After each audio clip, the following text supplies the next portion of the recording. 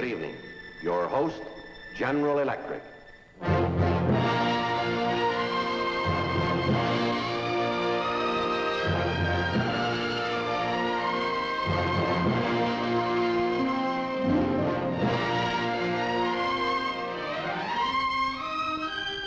And this is true. On May 1st, 1960, the U-2 incident occurred. Khrushchev sabotaged the summit conference.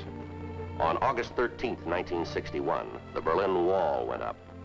Between those two dates, the Cold War threatened to erupt into World War III.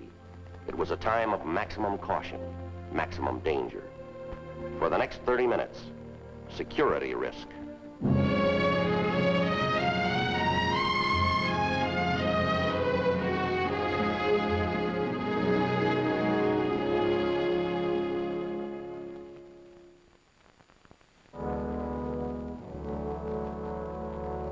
West Germany, the city of Frankfurt, April 5th, 1961. At 2:30 that afternoon, a man named Wilhelm Frieda entered a telegraph office. Bitte ein Telegramm nach Warschau. Fräulein Erika Rilke. Erika Rilke, age 26, Polish citizen. The telegram advised her that her only brother was dying in a Frankfurt hospital. George Ellsworth, second secretary to the American Embassy in Warsaw, was the man she turned to. Erika, please don't cry. If it was just a matter of a visa, but you know the Polish government won't give you a passport to leave. If you would ask them, you're an important man. You could say your government. I can't on a personal matter. No, but you can come here when you're lonely. You can take me in your arms and say you love me. That you can do. Erika.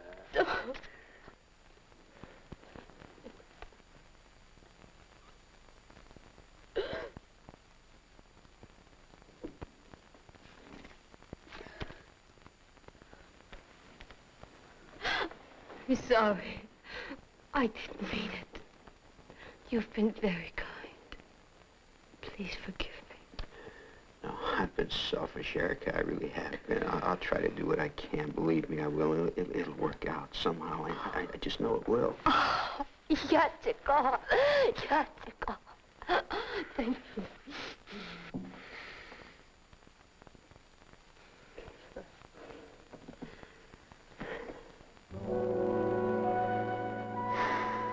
I've got to go to the office now. This evening, you'll be here.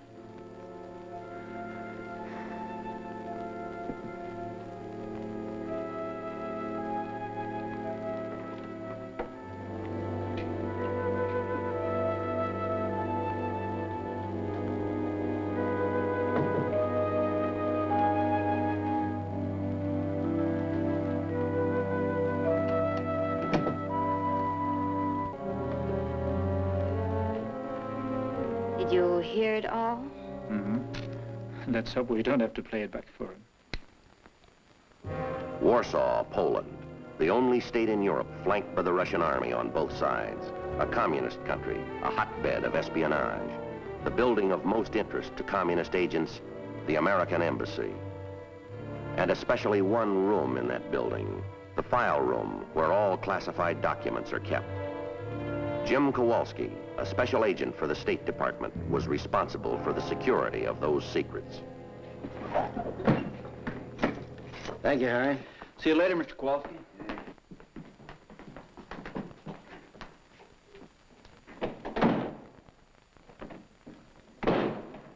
Hi.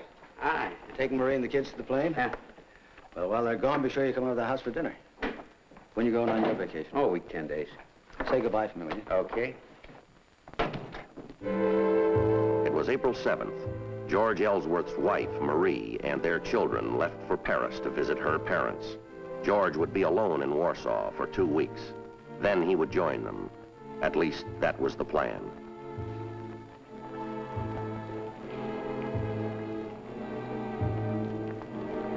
Mr. Ellsworth? Excuse me, but aren't you Mr. George Ellsworth of the American Embassy? That's right. I'm Stefan Jarek of the Polish government. Passport Division. Well, Mr. Jarek, what can I do for you? A young Polish girl by the name of Erika Rilke. She applied for a passport. Evidently, she has no family, no one. Mm-hmm. Oh, but I'm detaining you, no? No. Can I buy you a drink? Yes, thank you very much. Naturally, when a request comes from an official of your government, a high official, we choose to cooperate.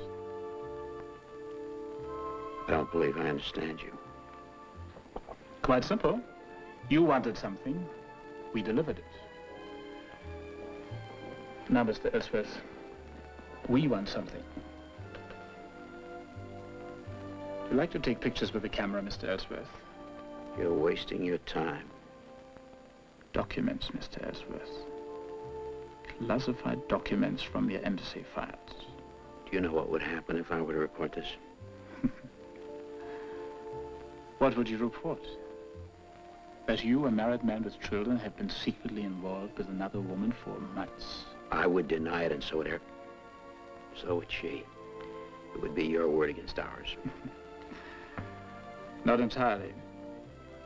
You see, I take pictures too. I have some excellent studies of you and Miss Rilke together in automobiles, on picnics, entering her apartment. Would you care to see them?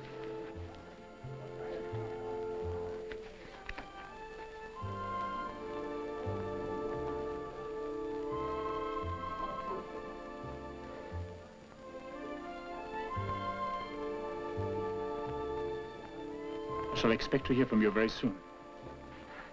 Thank you very much for the drink. George Ellsworth was leaving government service on the 1st of June, going back to America with his wife and children. He had been in the State Department for 5 years. His record was excellent. He had only 7 more weeks to go.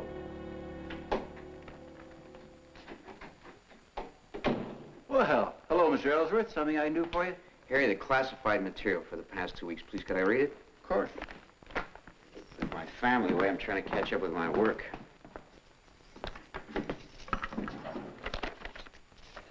There you are. I'm not keeping you late, am I? Oh, no. I'm just weeding out some of the old stuff. I'll be here for a couple of more hours at least. You don't have to stay on my account.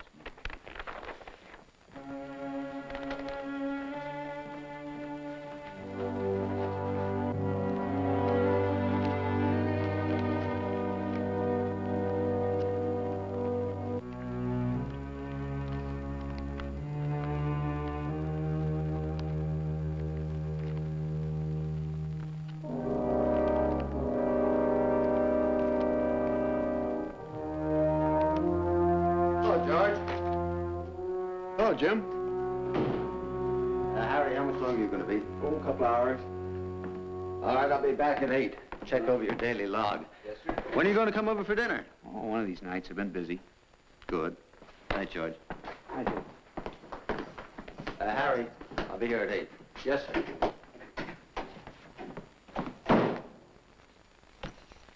Boy, I must be losing my marbles. Why, what's wrong? I brought the wrong folder and I left my pipe. Would you excuse me a minute? Of course. Be right back. 4 nights after he was approached by Jarek, George Ellsworth photographed his first top-secret document.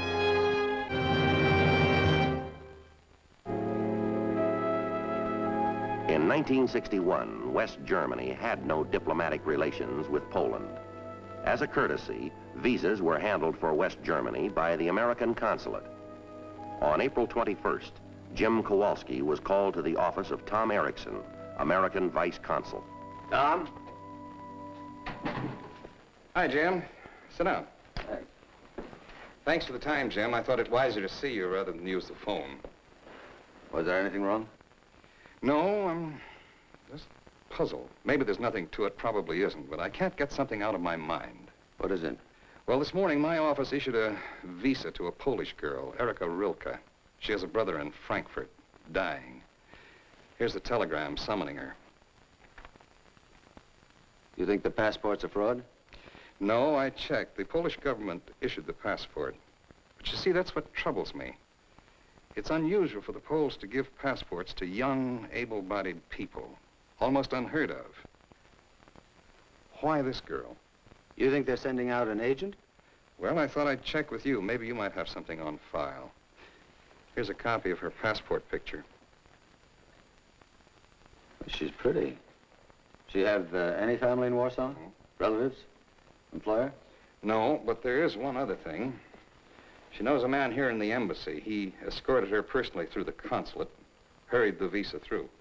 Well, diplomatic officials often do that. It's a show of courtesy. This was not a show of courtesy, Jim. He was insistent, almost to the point of rudeness. Who is it? George Ellsworth.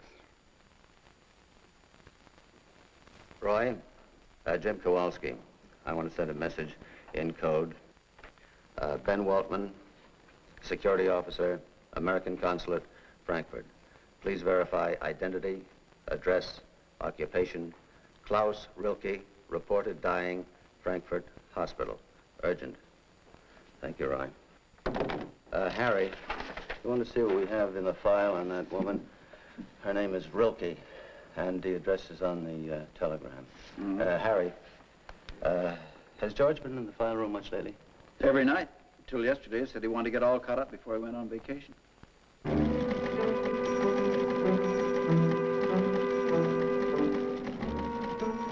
The message came back from Ben Waltman in Frankfurt the next day, April 22nd.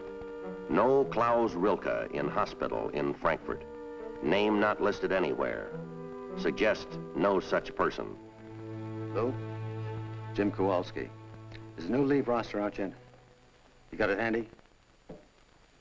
George Ellsworth's going on vacation tomorrow. 10 days. Where'd he put in for? Frankfurt. On the morning of April 24th, George Ellsworth checked into a Frankfurt hotel. A few hours later, Jim Kowalski arrived in Frankfurt. He was met by Ben Waltman, who advised him that Ellsworth was being kept under constant surveillance. Ellsworth and Fraulein Rilke returned to their hotel later that afternoon to find Wilhelm Frieda waiting for them. His identity and address were already being traced by the police. Frieda gave them the keys to his car, which he had driven to the hotel.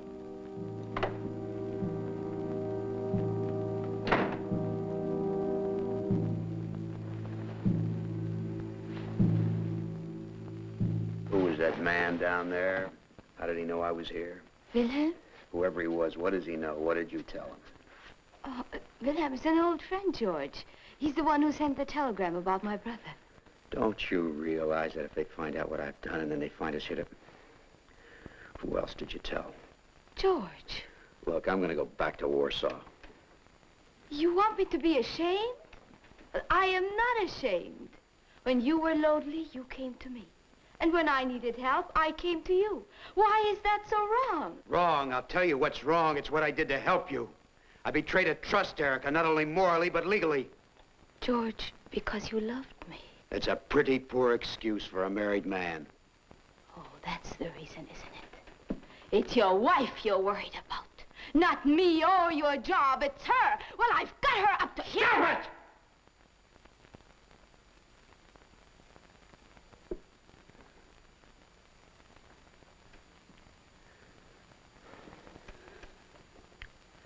Listen, Erica, I'll help find you an apartment here. I'll pay 6 months' rent in advance. You're so generous with money when you have no more use for me.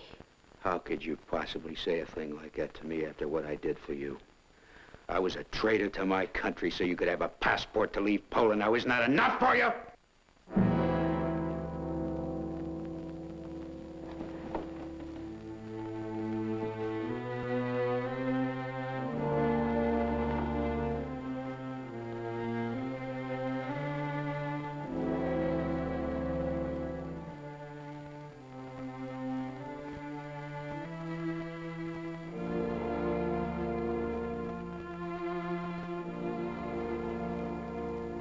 George. George. Don't leave me. Please don't leave me. I don't want to leave you, Erica. I don't want to leave you, but I have to. Just don't cry. Just please don't cry. I was alone. I had no one. I told myself it will have to be that way. Why did I have to meet you? Why? The preliminary report on George Ellsworth identified Wilhelm Frieda. It also included the license number and the description of the car Frieda had turned over to Ellsworth. The Frankfurt police had used the license number to obtain a photostat of Frieda's driver's license. But there were no facts indicating treason or espionage. The Frankfurt Telegraph Company traced the telegram to the office from which it had been sent. The original copy was on file, in the sender's handwriting. Kowalski compared the handwriting and signature to the signature on the photostat of the driver's license belonging to Wilhelm Frieda. They were identical. Why did the Polish government issue a passport to that girl? Unless it was quid pro quo, payment for something. From the girl? No, they didn't do it for the girl. Did it for Ellsworth. What kind of payment? I don't want to guess, Ben. I gotta know. It was April 25th. Jim Kowalski had 5 weeks to find out. He returned to Warsaw, asked for and received a private interview with the American ambassador. He revealed his suspicions and recommended that the security file be desensitized. Recommendation granted. He asked permission that a special camera be concealed in the file room. Request granted. Okay, Harry. This'll pick up anyone sitting at the table. I sure hope it works. It didn't work. George Ellsworth returned to Warsaw on May 4th. He never went into the file room again. On the 24th, Jim Kowalski had one more meeting with the ambassador. There's less than a week left, sir, and there's only one more thing that I can do to confront him with the girl and Wilhelm Frieda in Frankfurt. I'd like to have Ellsworth's orders change, route him to Frankfurt instead of directly to Paris. It's a wild gamble, sir, but I'm gonna have to take it. Request granted. George Ellsworth's orders were changed.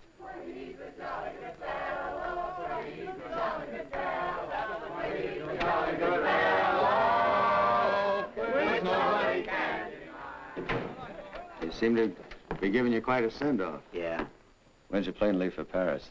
Well, I'm not going to Paris with Marie and the kids. I'm taking the midnight plane for Frankfurt. It's a change of orders. Why Frankfurt? Well, I'm supposed to meet with a protocol officer there. I suppose it's a briefing session with my successor. Listen, Jim, I'm not very good at saying goodbyes. I guess I'm the kind of person that doesn't like to let go of anything. Want everything for keeps. But I'm going to miss you and Louise and the kids. Those ski trips and those cheeseburgers you make every Sunday afternoon. Well, George, keep in touch. George?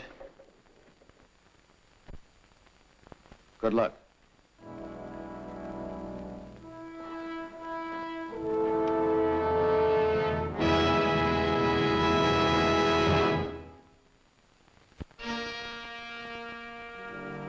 At 9 o'clock that evening, George Ellsworth arrived at the consulate in Frankfurt. He was directed to Ben Waltman's office. Please, sit down. thank you. Actually, Mr. Ellsworth, I'm here because I wanted a few minutes with you. I need your help. A passport matter. Oh? The German police picked up a woman named Erika Rilke. They think her passport and visa are fraudulent. Now, she says she knows you slightly. Says you helped her in some way. Well, yes, I remember, but I can assure you that her passport and visa were quite in order. Know her well? Oh, no, not very. She was orphaned during the war. She's poor. She wanted to get out of Warsaw for good. She has a brother here in Frankfurt, and he's very sick. In fact, he's dying, and...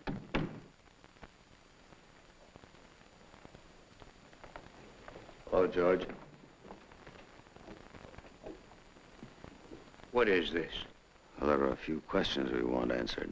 I don't have to answer anything. Will you bring Miss Rilke in, please? George, am I glad to see you. What's this all about? Now, just take it easy, darling. Just take it easy. All right, Jim. Obviously, you know about us. So? We know. You were together here in April. We had you under surveillance. This is my private life, Jim. Stay out of it. You were taken, George. You've been had. What? She's lied How to you. can you say such a thing? That's You not lied true. to him. He's the one that's lying, darling. I don't believe him. What are they trying to do? She's booked passage on a plane for Warsaw. Tomorrow. She never wanted to leave Poland. Did you? No, I swear to you, I didn't. I didn't. No. Know this man, George? He sent a telegram to Miss Rilke about her dying brother, and we don't have to prove that. He's admitted it. Du Feigling. Du niederträchtige Sau! Sau! Przepraszam pani, Sau! co ja mógł zrobić? Nie miałem innego wychodziska. Cholera! Powiadam pani, nie miałem innego wychodziska. We've checked on the brother. He doesn't exist. He never existed. You've been had. You were taken, George. George, don't believe it. Oh. George!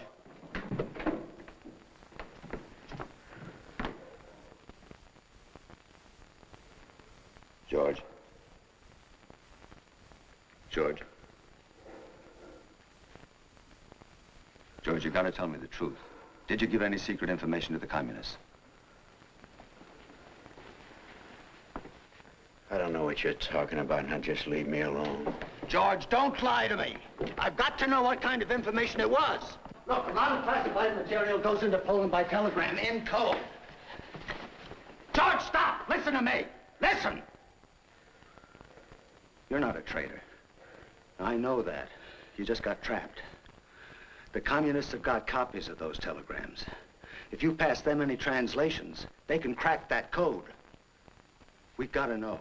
We can't go on sending messages in a code that they know. George, I can't stop you. You know that. By midnight tonight, you'll be on your way home. We'll never know, but you'll know. And I don't think you can live with that, George. You're taking your kids home to teach them they're Americans. Who's going to teach them that, George? You?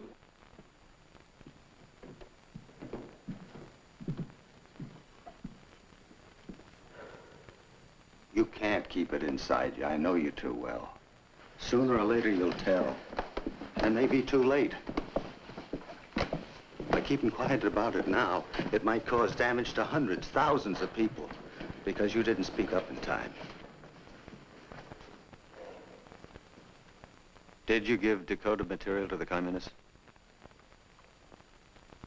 It takes guts. I know you got them. It happened the way you said, Jim. The way they planned it. A woman, blackmail. I guess I got panicky. I didn't know what I was doing. I thought that maybe once, and then they let me off the hook. But it didn't work that way. I kept getting in deeper. How many documents? 6. But none of it was decoded stuff, Jim. I swear to that. It's mostly material that our local intelligence officers gathered about the communist activities around Warsaw, things that communists already knew. But all they gained was that now they know that we know a lot of their secrets.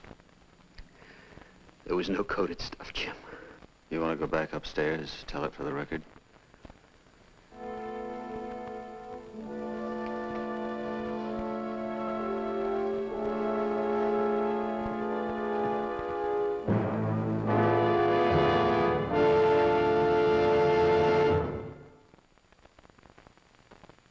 In diplomatic circles, it's often said that peace or war may hinge on who reads a single piece of paper.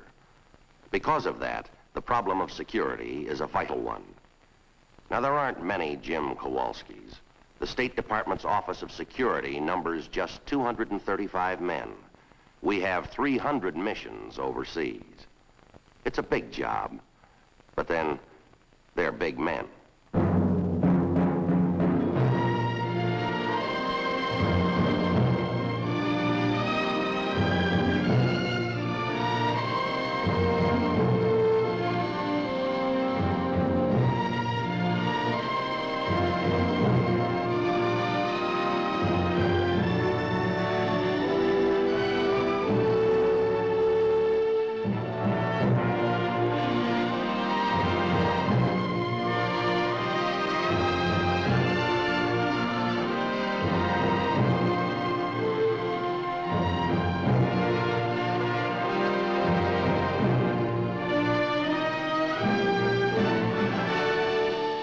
General Electric, progress is our most important product.